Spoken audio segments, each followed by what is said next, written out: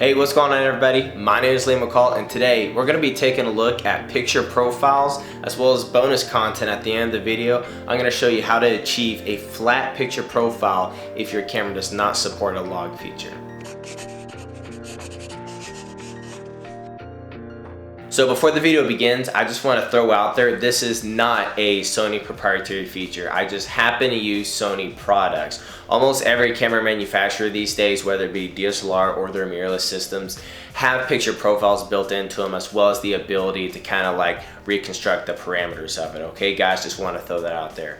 So now we have to talk about what is a picture profile, right? A picture profile is a menu for adjusting and changing parameters that determine an image's characteristics. A picture profile can adjust a wide variety of things, including, like the exposure, the white level, black level, contrast, the hue, tint, saturation, sharpness, this and that. There's so many things that I can adjust, at least from the Sony side. They made the customization, like flawless. There's so many things that you can dive into and adjust and tweak to fit your own needs. Alright, so I'm going to go ahead and jump onto the Sony a6500 and we're going to go through the menu and I'm going to show you what the picture profiles do and how to adjust them. I'm not necessarily going to show you guys specific settings to use, just kind of going through it just so you guys can see what a picture profile is and how to use it. Alright, so as you guys can see here, I got the a6500 just pointed outside the window here just so that I can show you guys the dynamic range of everything that's going on.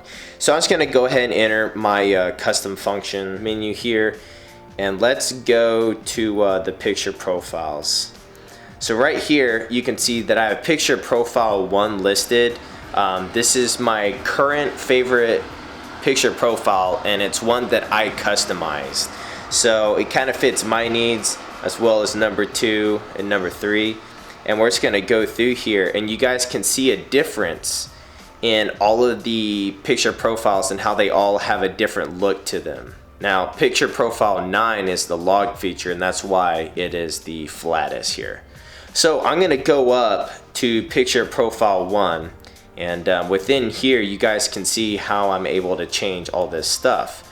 I got the black levels that I can change around a little bit, and each different setting in here has a different end result. And I'm not talking about the picture, I mean like there's other characteristics like ISO might be stuck at a specific range of values, so be sure to keep all that in mind. Now there's all different kinds of stuff here. I'm not exactly going to show you what each of them means. Some of them are straightforward, some of them you might have to read a little bit about. So picture profile 1 is my go-to picture profile for anything YouTube or vlogging related, or even whenever I just don't need like some serious color grading. The only thing is I have to pay much more close attention to my white balance and whatnot because I don't have that flexibility since I'm not shooting in log or a flat picture profile. And 2 is kind of the same as 1, except it just boosts the warmer tones just a little bit more. It kind of gives me a little bit more of that what we call the Canon color science, because by default Sony's not exactly the best when it comes to the coloring. Canon's been at this game for a while and I think that's why I'm kind of copying them. So now that you understand what a picture profile is, how to adjust it, even how to set it up, when might you want to use it? Well, for example, the first 2 picture profiles on here, I use them very often for like these YouTube videos or even like the vlogs whenever I don't necessarily need like a S-Log. That's whenever I would use them. And there's also, like I can imagine that, let's just give a scenario like a sports photographer who's immediately uploading pictures, to Facebook or to a website or whatever. He might actually want to go ahead and shoot in a specific picture profile like vivid, whenever he's out there shooting like some football picture or something. That would kind of bypass the whole like post-processing so that it can go ahead and look good enough to go online. The first 2 picture profiles are actually just like slight tweaks that kind of give me a little bit more warmer look, but I don't actually use the other built-in picture profiles. I prefer to make my own, or I shoot in log. Alright, so as promised, I'm going to show you guys how to shoot in a flat picture profile, how to set that up. But first, I want to talk a little bit about it and when you might want to use it, okay? So a flat picture profile basically simulates log. And what is log? I'm actually about to make an entire video on log. Be sure to check that out right here. But log basically is the flattest picture profile that a specific camera can shoot, meaning it's going to maximize your dynamic range. It's basically gonna bring down the highlights, lift up the shadows. It's gonna have like no contrast. It's gonna look super gray. The saturation is turned all the way down. The sharpness is turned all the way down. So basically you're gonna get a really ugly looking image. But is why a lot of us find it useful is because it gives you flexibility in post-processing. I can throw it in my editing software, whether it's a video or a photo, and I can really just boost those shadows to where I want them. I can pull so much more down out of the highlights, and it just gives you more flexibility to give you the exact look that you're going after. Now, before we dive into the menu, one last thing. The flat picture profile actually sometimes has an advantage over, like a log feature, right? So it's still going to boost more dynamic range than a standard picture profile would. But also, for an example, my Sony a7R II and the a6500 here, if I'm shooting an S-Log, the ISO minimum is 800. Now, I understand why the ISO is stuck there, but sometimes that's kind of a hindrance whenever I don't have ND filters or they're not strong enough, whenever I'm shooting outside under bright conditions. And basically, if I were to convert over to the flat picture profile, I'm still extending my dynamic range. The saturation and contrast is still gonna be low enough that I'll have the flexibility in post-processing to kind of adjust the colors exactly where I want them.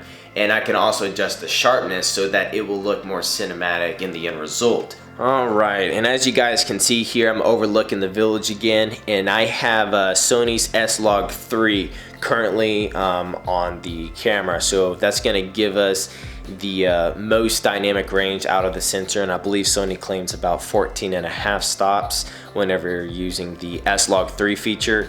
But we're gonna take a look at just creating our own flat picture profile to kind of simulate a log feature, but like I said, there's other side benefits to it. So what we're gonna do is something else entirely. We're gonna go into creative style. So now that I have picture profile turned off, and it's just on the Sony's regular standard picture profile, it opens up creative style. Now this is very similar to a picture profile, except kind of like what I said earlier, I think this is a little bit more on the consumer side of things. However, there are huge side benefits to using this. So I'm gonna go into neutral here. I'm gonna select right so that I can adjust this stuff. In contrast, I'm just gonna bring it all the way down to 3, saturation all the way down to 3, and sharpness all the way down to 3. I'm going to select enter. This gave us a much more desaturated and low contrast image versus the standard picture profile. Alright, so as you guys can see here, I have ISO 100.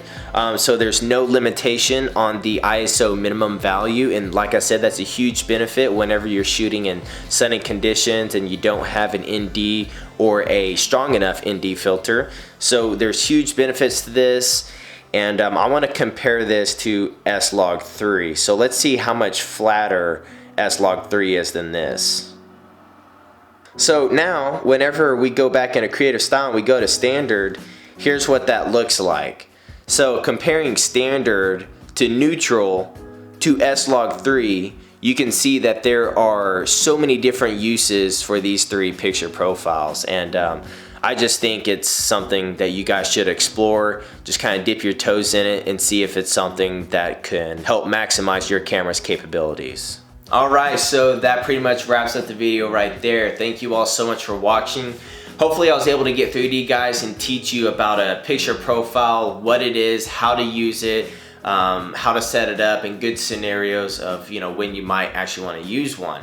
I also threw in there at the end how to set up a flat picture profile. Hopefully you guys find that useful. I use it all the time, and I just want to help you guys out and help maximize, you know, your camera's capabilities. All right, guys. So as always, if you found this video useful, be sure to give it a thumbs up and subscribe to my YouTube channel if you guys have not. I plan on releasing at least one video or photography related video every week here on YouTube, so stay tuned for all the awesome content. All right, guys. So get out there, start shooting, have some fun. My name is Liam McCall.